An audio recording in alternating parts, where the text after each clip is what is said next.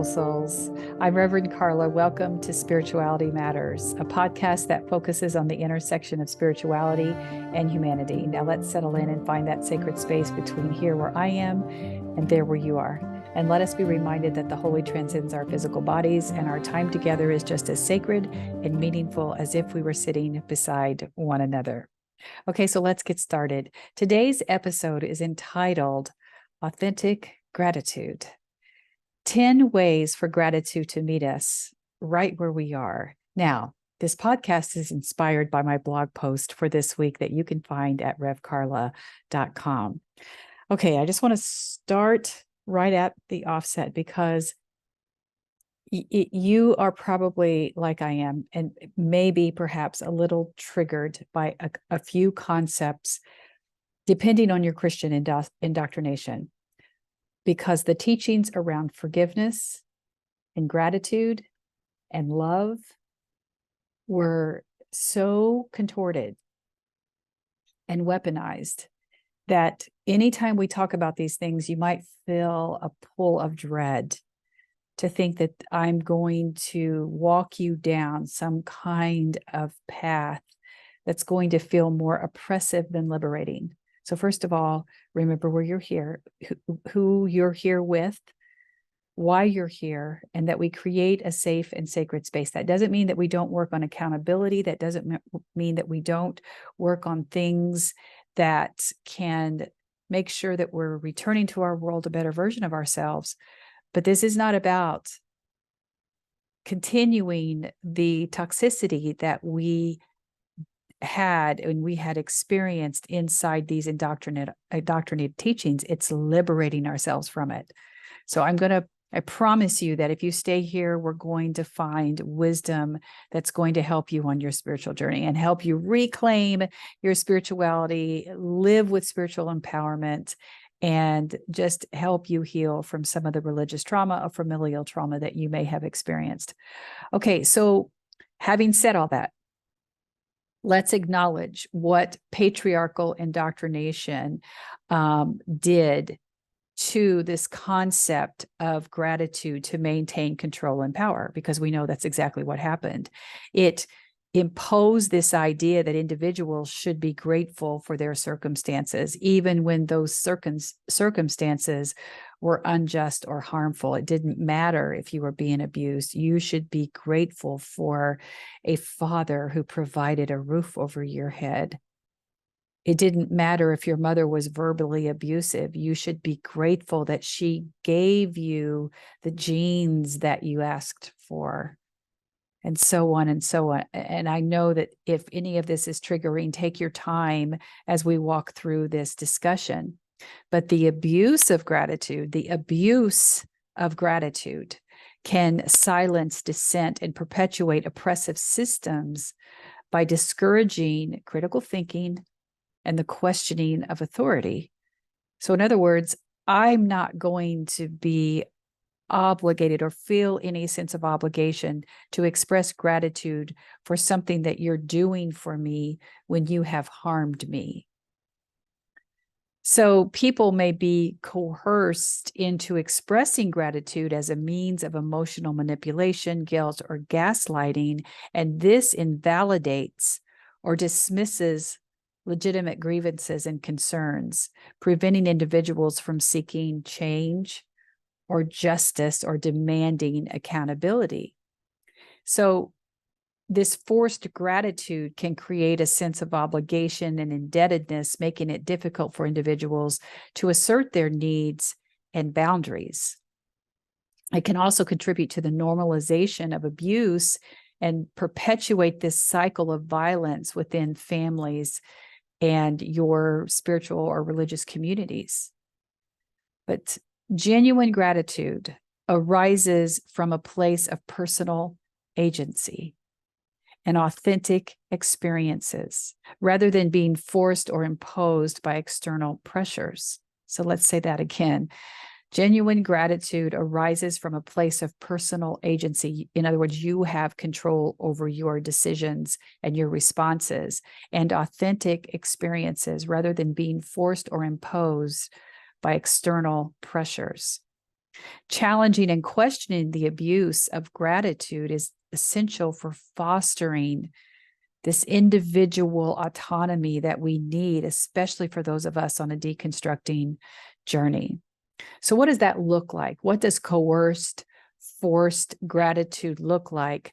And some of this may resonate with you as one of your experiences if you experience this in high controlled religion, which is often entrenched in this patriarchal indoctrination, or even in your familial, your educational systems. So what does that look like?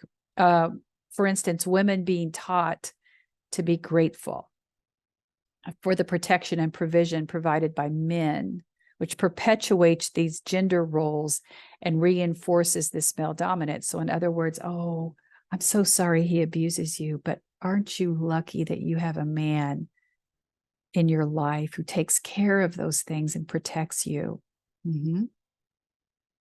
You know someone, or you are that person who has had those words said to you. Children being expected to express gratitude for these authoritarian parenting styles, which really suppress their individuality.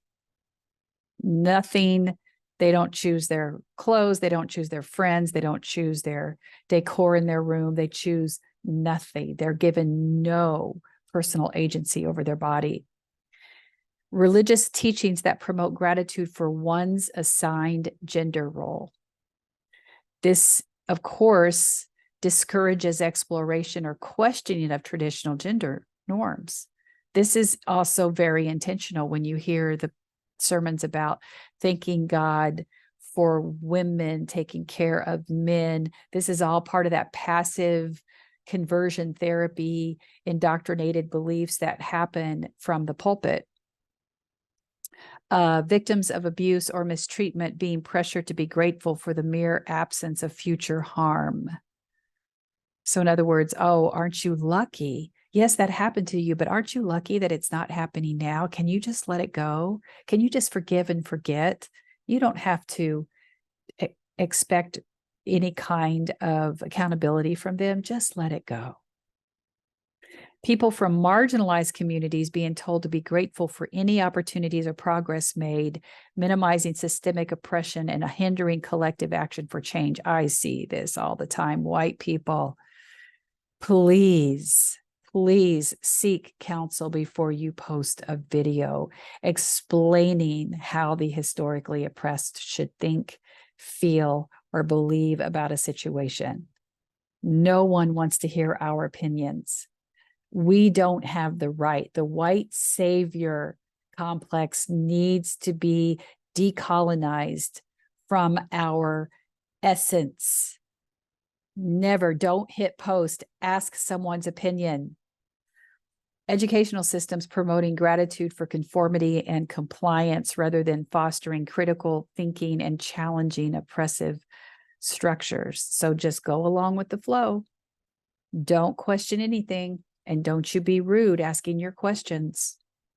The expectation for individuals to express gratitude for their socioeconomic status, silencing their aspirations for social mobility and economic justice. So in other words, you've got an apartment. Why aren't you grateful? Why do you need a house? You look what you've got. Why do you need more? Who cares if there's 5 of you sleeping in a 2-bedroom? You're going to have to work harder to get it. Just be grateful for what you have. Mm-hmm. LGBTQ plus individuals being coerced into be grateful for small gestures of acceptance while systemic discrimination and violence persist. In other words, there's a theme here of how we do that from any historically oppressed group. People with disabilities being encouraged to be grateful for basic accommodations rather than demanding equal access. So see, look what I did for you. I created this ramp. I don't have to do that. Yeah, you do. Even if the ADA isn't part of what you have to be compliant because of the size of your organization. Yeah, you do. It's just a kind, humane gesture. Survivors of trauma being told to be grateful for the lessons learned or the strength gained disregarding their right to heal on their own terms and seek justice if that's what they want to do. And us being able to hold that space and allowing them to have the decisions that they need to make based on their experience, not our interpretation of what they experienced. So this is all a precursor. 10 minutes into this podcast, this is all a precursor to help you understand that I absolutely understand that the concept of gratitude has been weaponized. And it has, especially for those of you who follow me, it has been used against you in some way, shape, or form. And I absolutely acknowledge that. But when we revisit it and we reclaim that concept for what it really is, then we know we are on a healing journey. And that's what this blog and podcast is about. So let's dive in to what I wrote. I started this blog with the quote, "In all things give thanks." So these words are found in the Apostle Paul's closing to the people of Thessalonica. Thessalonica, there it goes. In the book of Thessalonians. So you know that sometimes he wrote in very broad language, and this is one of those things. In all things give thanks. That can easily be weaponized, and no doubt it has been in some way, but how can we reclaim it? So let's keep going. And you've seen this phrase, and it's been commercialized for so many years, but I've often wondered, including myself, when I was a single mom working 3 jobs, it would be very hard for me to give thanks. And how does someone else hearing that, who's trying to figure out how to give thanks when they can barely have enough food on the table, or they don't know, they wake up each morning wondering how they're going to pay the rent, or they go to sleep every night wondering how they're going to buy groceries. So it's important to understand that this "in all things give thanks" is actually part of a collection of verses that begin in 1 Thessalonians 5 in verse 12. "But we appeal to you, brothers and sisters, to respect those who labor among you and have charge of you in the Lord and admonish you. Esteem them very highly in love because of their work. Be at peace among yourselves. And we urge you, beloved, to admonish the idlers, encourage the faint-hearted, help the weak, be patient with all of them. See that none of you repays evil for evil, but always seek to do good to one another and to all. Rejoice always. Pray without ceasing. Give thanks in all circumstances, for this is the will of God in Christ Jesus for you. Do not quench the spirit. Do not despise the words of the prophet, but test everything. Hold fast to what is good. Abstain from every form of evil." This is more like a blessing, a mantra. And when you put it in that context, you can see that Paul was actually acknowledging the hardships of life. So how can you, and acknowledge that these are hard things, but how can we find gratitude in those? In other words, don't become so overwhelmed that you don't see light at the end of the tunnel. These were words of encouragement. So they sit somewhere between a blessing and a reminder that faith extends beyond outward displays of worship and of service. So this is reminiscent. What I think about here is that this reminded me of the Proverbs 31 woman, which if you've never read, you might want to go do that, because it's describing the perfect woman that is absolutely unattainable.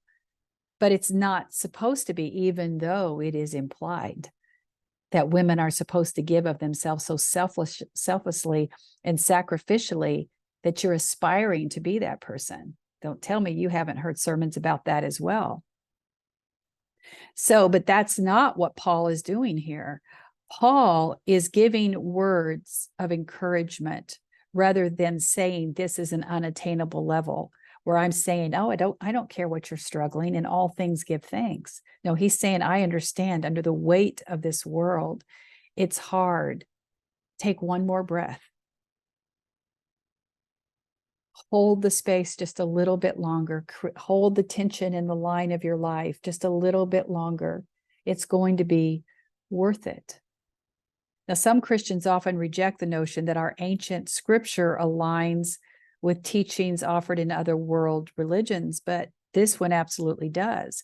Because when you view this through this lens of a state of mind, that gratitude becomes something that can empower us, which is a common framework of a lot of different teachings in world religions and spiritualities.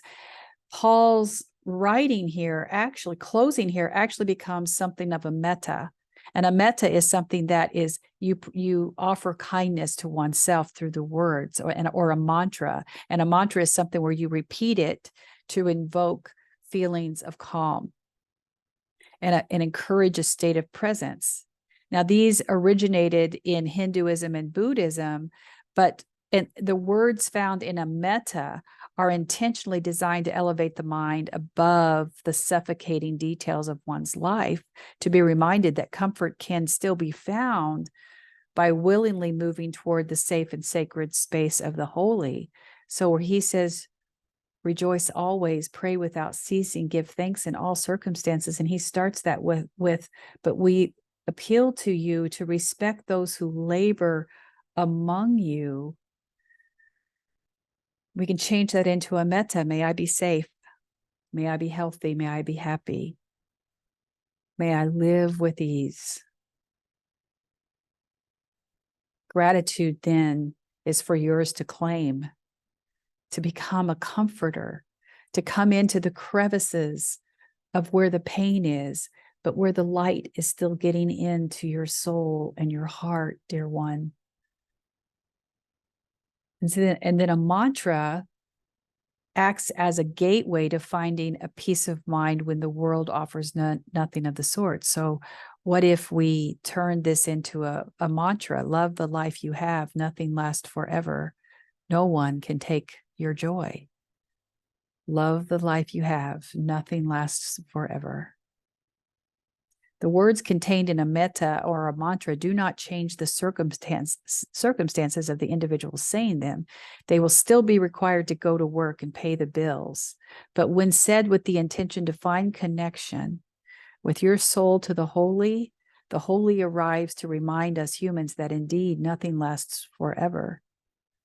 So a person on their way to their second job, sitting at the stoplight and gazing upon the words, "In all things give thanks," might want to inwardly groan. And that's acceptable. But what if we reimagine the words of Paul so that they become our prayer or our mantra or our metta? What if they sounded like this? The work I do has value. May I be at peace with those around me. May no evil surround me. May I be joyful. May I be thankful, for in this moment I am breathing and alive. Spirit is alive in me. May I hold fast to what is good. May I only move towards thought and action that serve my highest good. When we invite gratitude to meet us where we are, gratitude then becomes much more than words placed on a coffee cup reminding us to be thankful. Gratitude is a state of mind, a pause of breath, a place where the holy meets us right where we are. In our exhaustion, our fear, our successes, our failures, our joys, and our sorrows. So in the blog, I offer 10 ways for gratitude to meet you right where you are. And these are simple, but sometimes when we're ready to hear them, we can find the wisdom in them. And the first one is just embracing the gift of life, because each breath we take is a reminder that we are indeed alive. The second one is cherish simple pleasures. See how easy these are? We try to make things more complicated than they are because of our indoctrinations. When these concepts are so simple that they can actually become a healing balm for the soul. So cherish simple pleasures. Amidst all these life's complexities, seek solace in the simplest of joys. Appreciate nature's majesty. A walk in nature will do wonders for you. Watching the bird feeder can be so relaxing, and nurture relationships. And this has come up several times in several of my blogs. I want to remind you that we are being invited into a time where relationships may not be people in your physical proximity. Reimagine how you can find your safe and sacred circle in virtual communities. Seek lessons in challenges, and that might be hard, especially if you've been going through them for a long time. But this is where wise counsel can help us see that we are actually making progress in our lives. And having those people to offer words of encouragement and comfort can help us. Find beauty in diversity. So finding things that can thrill the mind and create a space of creativity for you can do such a wonder for calming your heart, mind, and soul. Cultivate a grateful mindset. So this means just learning how to when we turn those negative thoughts and we turn towards them because all of a sudden they feel comfortable and we want to justify our frustrations and our anger, can we turn those in to something else? It might not always work, but can we at least try? Practice self-compassion. We should be our biggest advocate for the love that we deserve and the care that we deserve and the gentleness that we deserve. And then, of course, pay it forward. Whatever this does with this ripple effect and how it helps us to remind us how we're all interconnected, but there is something about passing it on and the remarkable impact it can have on our mental and emotional and spiritual well-being. And then if it feels right, I always invite you to create some kind of journal or some kind of attitude or gratitude daily where you can go back and look at how things have actually changed. Because finding gratitude does not mean denying pain or dismissing struggles. It is a gentle reminder that amidst the chaos, there is always something to be grateful for. Embrace the power of gratitude. It was never intended to be a weapon used against you, for it has the ability to transform your life, heal your wounds, and illuminate the path ahead of you. Gratitude is not an admonishment because you forgot to be thankful. Gratitude is an invitation to accept comfort while you are on this sacred journey called life, for it is indeed hard, challenging, and worrisome. And sometimes, and someday, and not always, maybe not today, this too shall pass. Happy Thanksgiving. Thank you for listening, beautiful soul. You can watch the uncut version of today's episode on my YouTube channel, Spirituality Matters with Rev Karla. And also you can connect with me on Facebook, Instagram, and TikTok, and at my website at revkarla.com. And please check back there often, where we are constantly updating new information about my live teachings, my courses, and my memberships. I'm so honored to be in this space with you. Go in peace and be at peace. Go in love and may you be loved. Go and know that others are on this journey with you and you are not alone. You are seen and deeply and unconditionally loved just the way you are. Blessings on your week. I'll see you soon.